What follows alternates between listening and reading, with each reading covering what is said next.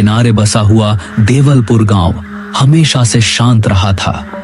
यहाँ लोग अपने खेतों, अपने परिवार और अपनी परंपराओं में खुश रहते थे। लेकिन पिछले कुछ हफ्तों से गांव की शांति टूटने लगी थी। रात होते ही माहौल में एक अजीब सी दहशत फैल जाती और इन सब चीजों ने गांव वालों को बेचैन कर दिया था। गांव के चौपाल पर कुछ बुजुर्ग बैठे थे, बाबा शंभूदा, धनराज, नरेश और छोटे लाल। पिछली रात फिर वही आवाजें सुनी है मैंने। ऐसा लग रहा था जैसे कोई रो रहा हो। मैंने भी सुना है, पर यह समझ नहीं आ रहा कि आखिर यह सब हो क्या रहा है। गांव में ऐसी चीजें पहले कभी नहीं हुई। लगता है हमारे गांव को किसी की नजर लग गई है, वरना ऐसे पहले कभी नहीं हुआ। गांव का ही आदमी गिरधारी, जो बढ़ई का काम करता था, कुछ दिनों से अजीब हरकतें कर रहा था। वो अक्सर रात को घर के बाहर बैठा हवा से बातें करता रहता। उसकी पत्नी कमला घबरा कर मुखिया के घर तक मदद लेने गई थी। मुखिया जी, गिरधारी को कुछ हो गया है। रात रात भर घर से बाहर निकल जाता है, किसी को देखता ही नहीं, जैसे कोई उसे बुला रहा हो। चिंता मत कर बेटी, मैं 2-4 आदमी भेजता हूँ। 2 आदमी गए, लेकिन गिरधारी की हालत देखकर सब हिल गए। गिरधारी की आंखें लाल थीं, हाथ कांप रहे थे। वो बार बार एक ही शब्द बड़बड़ा रहा था। वो आ गया, वो आ गया, वो मुझे लेने आया है। सब डर गए।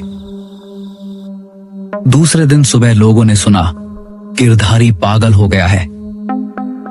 गांव का चरवाहा चंदन जी अचानक खेतों में मरा पाया गया।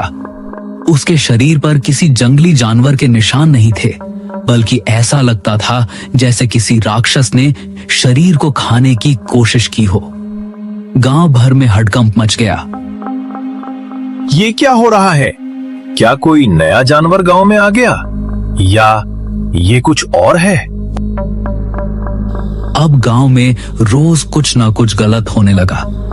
किसी के घर की छत पर रात में पैर चलने की आवाजें, किसी के आंगन में अजीब काले धब्बे। एक दिन मंदिर के पुजारी दीनानाथ ने गांव वालों से कहा, ये कोई साधारण बात नहीं, कुछ बड़ा हो रहा है। आज तक ऐसी घटना कभी नहीं हुई। धीरे धीरे गांव का माहौल खौफनाक होता चला गया। रात में घरों से बाहर निकलना लगभग बंद हो गया था। सब एक दूसरे को चेतावनी देते, सूरज ढलने से पहले घर पहुंच जाना। लेकिन सवाल वही था, ये सब क्यों हो रहा है? गांव वाले सोच रहे थे कि ये सब कब खत्म होगा। उन्हें नहीं पता था कि असली डर अभी सामने आना बाकी है। गांव में लगातार हो रही रहस्यमयी घटनाओं से लोग पहले ही डरे हुए थे, लेकिन असली खौफ तब फैला जब गांव के 2 आदमी, मुन्ना और करण, एक ऐसी चीज से टकराए जिसकी कल्पना उन्होंने सपने में भी नहीं की थी। ये मुलाकात ना सिर्फ उनकी जिंदगी बदलने वाली थी, बल्कि पूरे गांव पर आने वाले तूफान का पहला संकेत भी थी। शाम ढल चुकी थी। मुन्ना और कुर्ण लकड़ी काटने के बाद घर लौट रहे थे। मुन्ना, तूने सुना? लोग कह रहे थे कि जंगल की तरफ कुछ घूम रहा है रात को। ओए पागल, अगर हम हर बात पर विश्वास कर लें तो घर से निकलेंगे ही नहीं। फिर भी माहौल कुछ ठीक नहीं लग रहा। देख, हवा भी कैसी भारी हो गई है। दोनों धीरे धीरे जंगल के घने हिस्से की तरफ बढ़े। जंगल में एक अजीब सी गंध फैली हुई थी। अचानक दोनों ने देखा, सामने एक पेड़ के नीचे कोई बैठा था। लंबे बिखरे बाल, आंखों में गुस्सा। मुन्ना, वो क्या है? लगता है कोई बाबा है। दोनों कदम रोक कर खड़े हो गए। अघोरी धीरे धीरे अपना सिर उठाता है और कहता है, आ ही गए, मैं तुम्हारा ही इंतजार कर रहा था। आप हमें जानते हो? तुम्हें भी और इस गांव को भी जानता हूं। बहुत पुराने पाप दबे पड़े हैं यहाँ, और जब पाप सड़ने लगते हैं तो धरती चीखती है। आप किस पाप की बात कर रहे हो बाबा? अघोरी ने जमीन पर उंगलियां फेरी और एक मंत्र बड़बड़ाने लगा। मिट्टी हल्की सी हिलने लगी। तुम लोगों के गांव पर एक काला साया मंडरा रहा है, जो आने वाली रातों में और गहरा होगा। बाबा, ये जो लोग पागल हो रहे हैं, गायब हो रहे हैं, क्या ये उसी का असर है? ये तो बस शुरुआत है, असली तूफान अभी आना बाकी है। बाबा, आप गांव के पास क्यों आए हो? क्या आप हमारी मदद करने आए हो? अघोरी अचानक खामोश हो गया। उसने अपनी आंखें बंद की, फिर धीरे धीरे बोला, मैं किसी की मदद करने नहीं आया, मैं तो सिर्फ इंसाफ लेने आया हूं। यह सुनकर दोनों के पैरों तले जमीन खिसक गई। किस बात का इंसाफ? जिस चीज को तुम लोग देख नहीं पा रहे वो अब जाग चुकी है, और बहुत जल्द वो अपने हिस्से का बदला लेकर रहेंगी। मुन्ना, चल यहाँ से, मुझे कुछ ठीक नहीं लग रहा। दोनों डर के मारे सुन हो जाते हैं, और जाते जाते वो अघोरी इनको कहता है, आने वाली अमावस तुम्हारे गांव की आखिरी रात होगी। अब करण और मुन्ना से और सहन नहीं हुआ। दोनों ने पीछे मुड़कर भागना शुरू कर दिया। पीछे से अघोरी की हंसी सुनाई दी।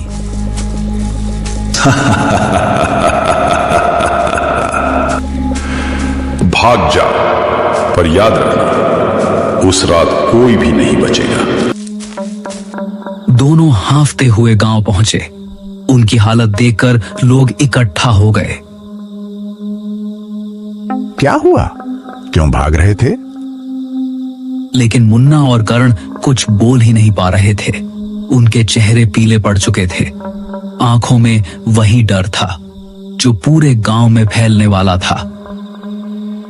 मुन्ना और करण की जंगल में उस अघोरी से हुई मुलाकात ने पूरे गांव में बेचैनी फैला दी थी। लोग भले ही उनके शब्दों पर पूरी तरह यकीन ना कर रहे हों, लेकिन उनके चेहरों पर डर ने सबको समझा दिया था कि कुछ ना कुछ बहुत बड़ा होने वाला है।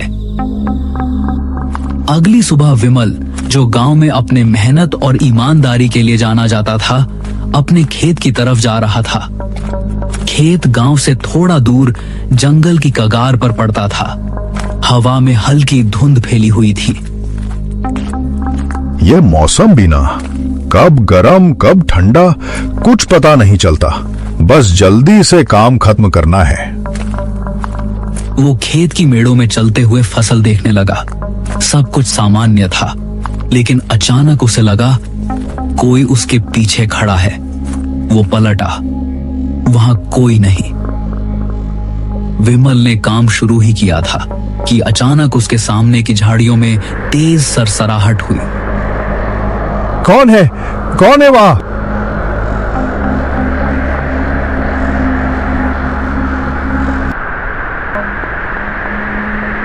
लेकिन खेत दूर था। आवाज किसी तक नहीं पहुंची। राक्षस ने उसे जमीन से कई फीट ऊपर उठा लिया। विमल की टांगें हवा में तड़प रही थी। राक्षस गुर्राया और अगले ही पल वो विमल को जंगल के अंदर उछाल कर ले गया। कुछ घंटे बाद विमल की पत्नी रीना चौपाल पर दौड़ती हुई पहुंची। विमल घर नहीं आया। सुबह खेत गया था, अभी तक लौटा नहीं। सुबह से किसी ने उसे देखा नहीं। चलो खेत की तरफ चलते हैं। जब वो लोग खेतों में पहुंचे तो वहां का दृश्य देखकर सबकी रूह कांप गई। एक बड़ा सा किसी राक्षस के पैर का निशान बना था, जिसको देखने के बाद सबके होश उड़ गए। ये इंसानी नहीं है। मुझे लगता है विमल को कोई उठा ले गया है। और बस गांव में फिर सन्नाटा फैल गया। विमल के गायब होने ने लोगों को मजबूर कर दिया था सोचने पर, क्या सच में वह अघोरी इन सब की जड़ है? क्या वह कोई भूला हुआ बदला लेने आया है या कोई और खतरनाक चीज इस गांव के पीछे पड़ी है? लेकिन ये तो केवल शुरुआत थी। असली रहस्य अब खुलने वाला था। विमल के गायब होने से पूरे गांव की रूह को हिला दिया था।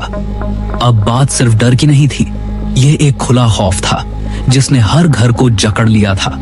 हर कोई सोच रहा था कि अगला कौन। इसी बेचैनी के बीच गांव वालों का गुस्सा भी उबलने लगा था। उन्हें किसी को दोष देना था और उनकी नजर में दोषी सिर्फ एक था, जंगल में बैठा अघोरी। शाम होते ही चौपाल पर भीड़ इकट्ठा होने लगी। मुखिया रघुवीर, बाबा शंभुदा, धनराज, नरेश, मुन्ना, करण सभी मौजूद थे। अब बहुत हो गया। जब से वो अघोरी आया है तब से गांव में एक भी दिन चैन का नहीं गया। सही कह रहे हो। वो आदमी कुछ काला काम कर रहा है जंगल में, वही इस सब का कारण है। मतलब वो जानता है ये सब कौन कर रहा है? हम सब आज रात जंगल में उस अघोरी के पास जाएंगे। सीधे पूछेंगे उससे हमारे गांव में ये सब क्यों हो रहा है। रात में जंगल जाना ये ठीक नहीं है। हमारे आदमी गायब हो रहे हैं, मर रहे हैं। अब चुप रहेंगे तो गांव खत्म हो जाएगा। जो डरता है वो घर पर रहे, जो खड़ा होना चाहता है वो मेरे साथ चले। रात गहरी हो चुकी थी। अंधेरी रात की रोशनी गांव वालों के चेहरे और भी भयभीत दिख रही थी। जंगल में कदम रखते ही माहौल भारी हो गया, मानो किसी अदृश्य चीज ने उन्हें देखना शुरू कर दिया हो। वो लोग एक जगह रुक गए। वहां अघोरी शांत बैठा था, जैसे उन्हें पहले से पता था कि वे आने वाले हैं। ओ अघोरी, उठ। हमारे गांव में ये सब क्या हो रहा है? क्यों लोग गायब हो रही हैं? क्यों मौतें हो रही हैं? क्योंकि तुम्हारा गांव अपने पुराने पापों की सजा भुगत रहा है। कौन सा पाप? क्या बकवास है ये? बकवास? तो सुनो, आज से 15 साल पहले का सच। 15 साल पहले मेरी एक बेटी थी, ललिता। मेरे जीवन की एकमात्र खुशी। उसे प्यार हो गया था तुम्हारे मुखिया के बेटे से, लेकिन मैं नीची जाति का था। तुम सबने क्या किया था याद है? तुमने मेरी बेटी को गांव के बीचों बीच लाठियों से पीट पीट कर मार डाला, फिर उसे पेट्रोल डालकर जला दिया। ये झूठ है। झूठ नहीं, मेरी आंखों के सामने मेरी बेटी जलती रही और तुम सब तमाशा देखते रहे। गांव वाले सन्न रह गए। किसी के मुंह से आवाज तक नहीं निकली। मैं अपनी बेटी की राख लेकर 15 साल हिमालय में साधना करता रहा। मैंने प्रण लिया था कि अमावस की रात मैं इस गांव का अंत कर दूंगा। क्या मतलब? मतलब ये कि अगली अमावस तुम सबकी आखिरी रात होगी। जंगल की हवा अचानक तेज हो गई। लालटेनों की लौ कांपने लगी और अगले ही पल अघोरी गायब, जैसे हवा में घुल गया हो। अघोरी द्वारा खोला गया 15 साल पुराना सच गांव वालों की रूह तक हिला चुका था।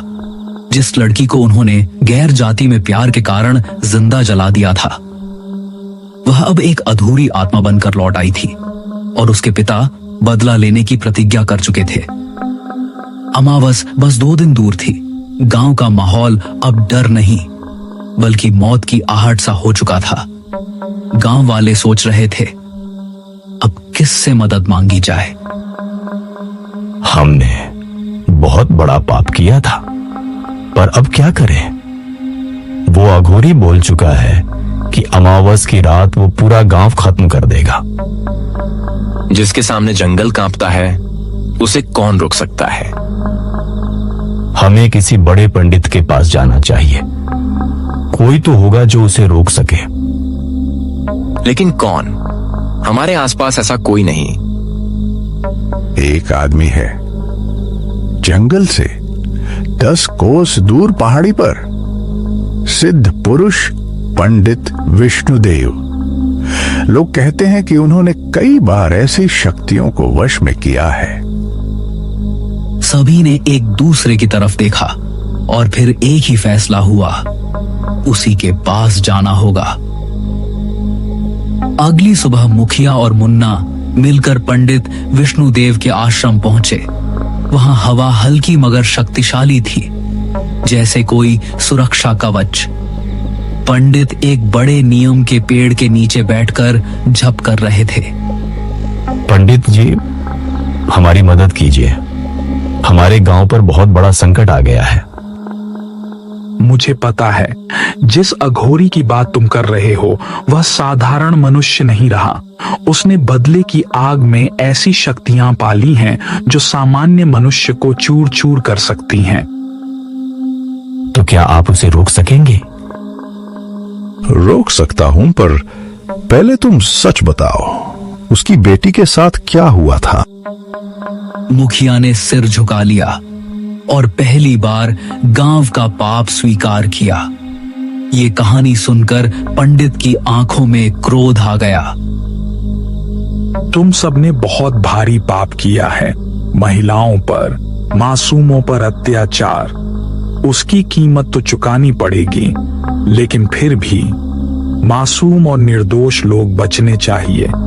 मैं तुम्हारी मदद करूंगा। अमावस की शाम आ गई थी। पंडित विष्णुदेव ने गांव के बीचों बीच एक विशाल यज्ञ मंडल बनवाया। पूरे गांव के लोग कांपते हुए आसपास खड़े थे। जब तक यह यज्ञ चलता रहेगा, अघोरी यहाँ प्रवेश नहीं कर सकेगा। पर अगर तुम में से किसी ने डरकर मंडल तोड़ दिया तो समझ लेना, अंत निश्चित है। रात गहराती गई, अग्नि तेज जलने लगी, मंत्रों की आवाज भारी होती गई। अचानक तेज गर्जना, जैसे पूरा जंगल हिल गया हो। तो तुम लोग अपनी मौत से बचने की कोशिश कर रहे हो। आज अमावस है। आज मैं हर उस इंसान की आत्मा लूंगा जिसने मेरी बेटी की चीखें सुनी थी। अघोरी, तुम जो कर रहे हो वो धर्म नहीं, विनाश है। गांव में कई निर्दोष भी हैं, उन्हें मत मारो। निर्दोष? जब मेरी बेटी को जला रहे थे तब कौन था निर्दोष? पंडित ने मंत्र पढ़ना शुरू किया। अघोरी जोर से चिल्लाया, जैसे जमीन फट जाएगी। अचानक हवा तूफान बनकर उठी। अग्निकुंड की लपटें ऊपर उठी। अघोरी की शक्ति और पंडित के मंत्र टकरा रहे थे। कड़ी लड़ाई के बाद पंडित ने आखिरी मंत्र पढ़ा। अघोरी पीछे की ओर धकेला गया। उसकी शक्ति कमजोर होने लगी, लेकिन उसके चेहरे पर एक डरावनी मुस्कान आ गई। तुमने मुझे रोका है, पर मेरा श्राप नहीं रोक पाओगे। मैं इस गांव को छोड़ रहा हूं, लेकिन याद रखना, तुम सबके घरों में कभी सुख नहीं बचेगा। तुम्हारी पीढ़ियां रोएंगी और मेरी बेटी की अधूरी आत्मा कभी चैन से नहीं सोएगी। सबको लगा अब सब ठीक हो गया, लेकिन तभी मुखिया के घर की छत पर एक लड़की खड़ी थी, लाल साड़ी में। वो अघोरी की बेटी थी। उसने धीमे से मुस्कुराकर कहा, अब मेरी बारी है। और अगले ही क्षण पूरी रात अंधेरे में डूब गई। गांव में चीखों की गूंज फैल गई और इसी रहस्य के साथ कहानी यहीं खत्म हो जाती है।